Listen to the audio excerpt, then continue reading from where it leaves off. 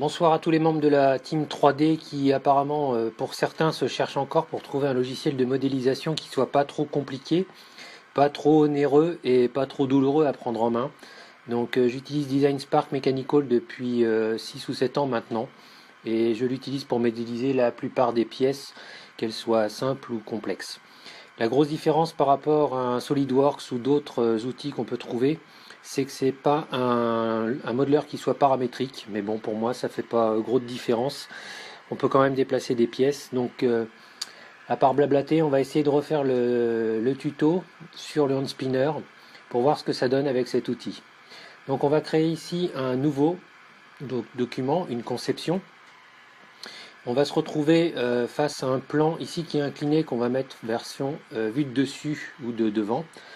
On va pouvoir y coller une image d'un handspinner que j'ai trouvé directement sur Google. Donc je prends l'image, je fais un copier-coller. Je vais la positionner ici sur mon espace de travail. Et on sait que les roulements 608ZZ là font 22 mm. Donc ce que l'on va faire, c'est qu'on va commencer par dessiner un cercle de 22 mm. Je vais essayer de ne pas aller trop vite. Voilà. Et on va redimensionner tout bêtement en fait l'image du fond pour que ça puisse matcher avec un roulement. Donc on va prendre ici l'image en fond qu'on va directement adapter.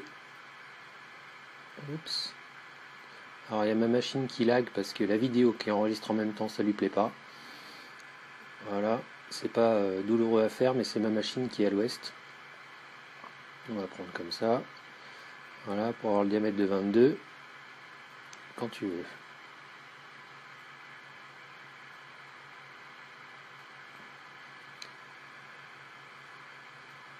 On va y arriver. Voilà, c'est bon, elle m'a rendu la main.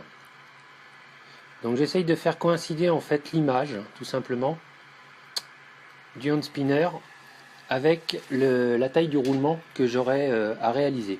Parce qu'en fait, on va simplement recopier la forme ici, ce qui est relativement simple. Donc ensuite, on voit le deuxième roulement qui lui est caché. On va créer ici une esquisse de 2 mm. Créer un cercle ici qu'on va retrouver dans les outils d'esquisse par 3 points, hop, que je vais descendre. Je vais me caler à 22 et je vais le mettre à 22 ici aussi en diamètre. Donc bon, des fois c'est un peu douloureux, mais il suffit de taper 22. On a dit 22. Voilà, voilà 22.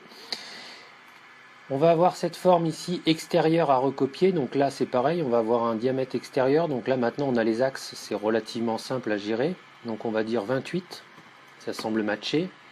Je vais recréer un cercle de 28 aussi ici. Voilà, et on va se retrouver ici avec un point de jonction. Donc on va tracer deux esquisses qui doivent être ici à 150 degrés. Hop. Et ici, ça doit être 35 degrés ou quelque chose comme ça. Voilà, on est dessus. Peu importe la longueur. La souris qui part en live. Une fois que je vais avoir créé ici mes deux lignes, je vais pouvoir directement créer en fait ce qu'on appelle un congé entre ici et le handspinner. Donc ici on est à 11, ça colle pas mal. Ici on est à 11, je suis à 10,69, je vais forcer au clavier 11. Donc on va pas le forcer, il veut pas. Oups. On recommence. 11 mm, voilà. On va se retrouver ensuite, on va retirer l'image de fond là pour voir ce que l'on a. Donc là on voit qu'on a des pièces qui nous servent à rien. On va le prendre ici avec l'outil rogner. On va simplement rogner les pièces qui nous paraissent inutiles. Oups. Voilà. On reprend notre handspinner. On va simplement reprendre notre forme ici en la sélectionnant. Oups, trompé.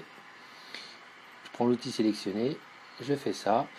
Et je vais la déplacer, comme dans d'autres logiciels, en fait, en créant une répétition. C'est-à-dire que je vais choisir mon axe, voilà, de déplacement. Et je vais répéter ici.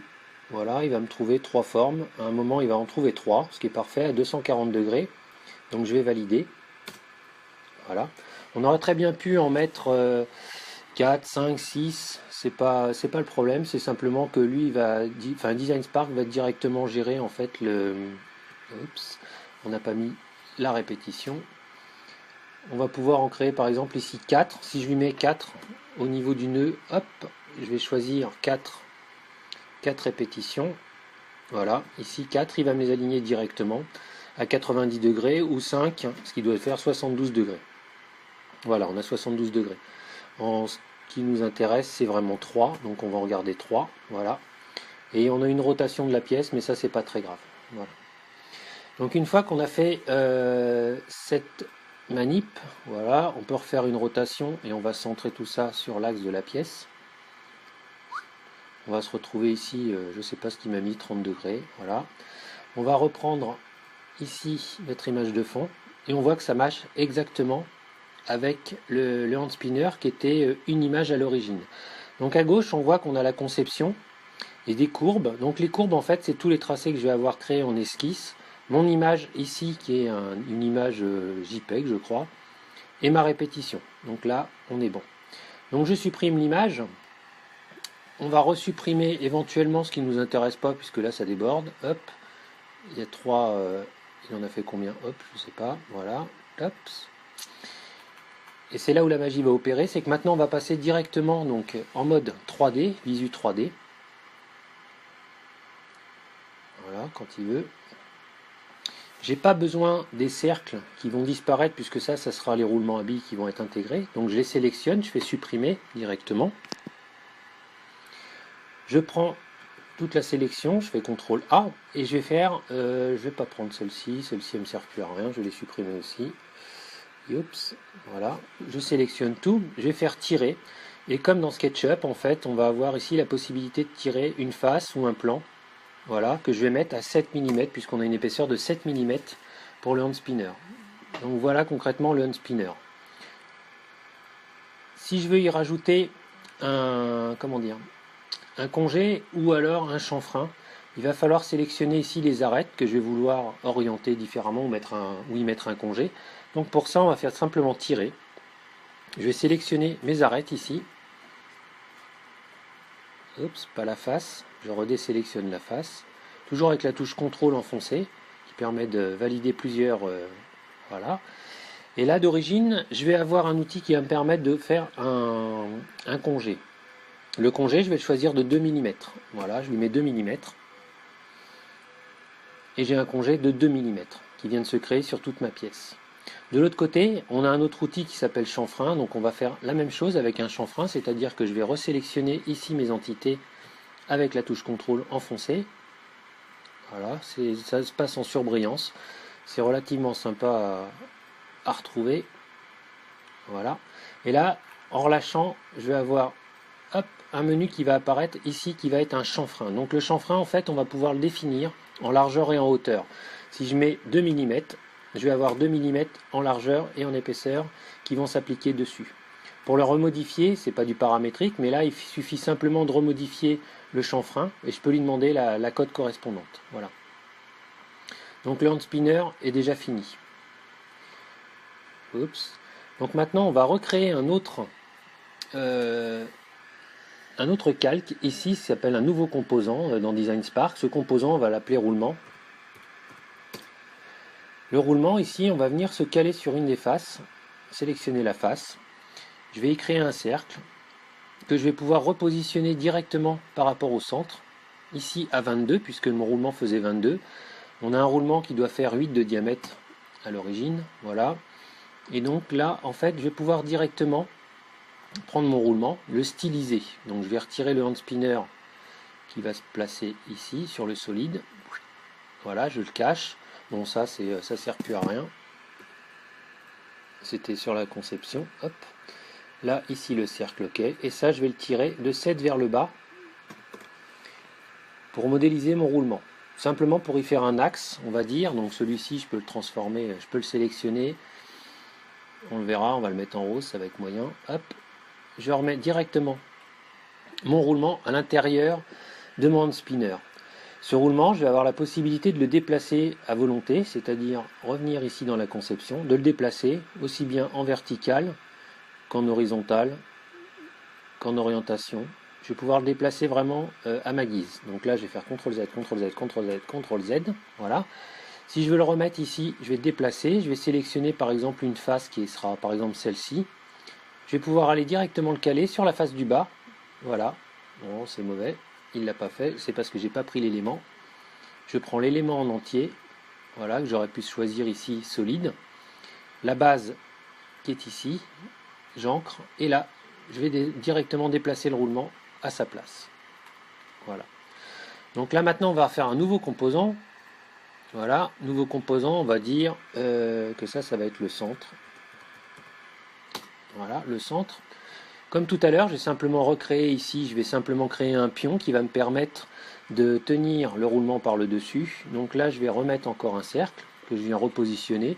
On va mettre par exemple à, je sais pas, on va venir le tangenter ici à 24 mm. Ce cercle, maintenant je vais pouvoir le tirer de 2 mm. Voilà. À l'intérieur, on a dit qu'on avait un cercle qui faisait un diamètre de 8, donc à chaque fois on peut rechanger les cotes. Ici, il va me donner directement la taille en modifiant en activant le composant. Je vais avoir la cote tirée par exemple, hop, ou celui-ci même pour m'afficher la cote. J'ai un rayon de 4 mm. Donc ce que je vais faire, c'est que je vais supprimer simplement le hand spinner qui est ici. Oups. Supprimer le roulement qui est ici.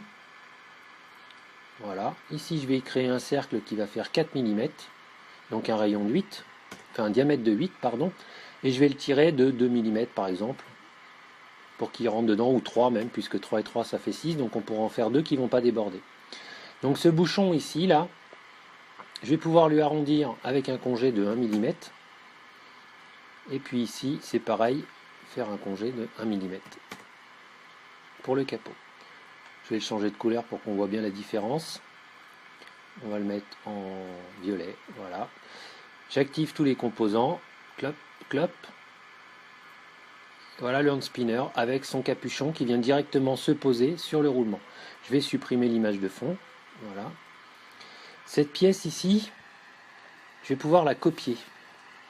C'est-à-dire que je vais choisir ici la pièce, je vais faire un copier et je vais le coller. J'ai un deuxième centre qui apparaît, cette pièce, je vais pouvoir la déplacer. Je vais la mettre ici. On va lui faire une rotation. Alors j'ai pas pris toute la pièce, hein, mais c'est pareil. D'ailleurs on devrait refaire la même chose. CTRL Z, CTRL Z. Je vais cacher le hand spinner.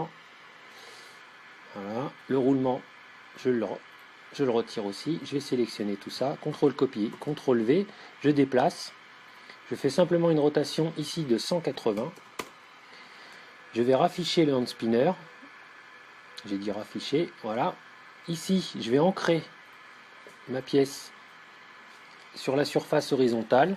Et là, je vais aller la caler directement sur la face inférieure. Voilà. Donc là, je vais avoir, si je retire le hand spinner, logiquement 3 et 3, 6, 1 mm d'espace entre les deux. Voilà, pour les buter. Je rajoute le roulement, je rajoute le hand spinner, et voilà. On va retirer les capuchons, donc le centre, on a dit ici, celui-ci, je ne sais plus où je l'ai mis, ici. Oups. Le capuchon, il est là, je retire, j'ai dit je retire, il y en a un autre aussi, le centre, il est là, je retire les solides.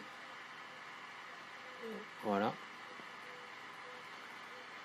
Donc le roulement, si on a besoin de recopier le roulement, ici on va prendre le roulement, on va faire un CTRL copier, CTRL coller. On va le déplacer, donc pour le déplacer c'est simple, là il est centré sur son axe, on va simplement aller le mettre ici sur l'axe, donc jusqu'à cet axe. Là il est collé. Je vais refaire un copier, un coller, je vais le faire déplacer jusqu'à ici, je vais sélectionner l'axe, on recommence ici, CTRL V, déplacer jusqu'à cet axe. Ici on a directement le hand spinner avec les 3 roulements, comme c'est dans la vraie vie on va dire, auquel je vais rajouter ici les pièces que j'avais masquées. Il en manque encore, voilà, centre. Voilà. Et voilà, c'est terminé. Voilà, merci d'avoir suivi. A plus.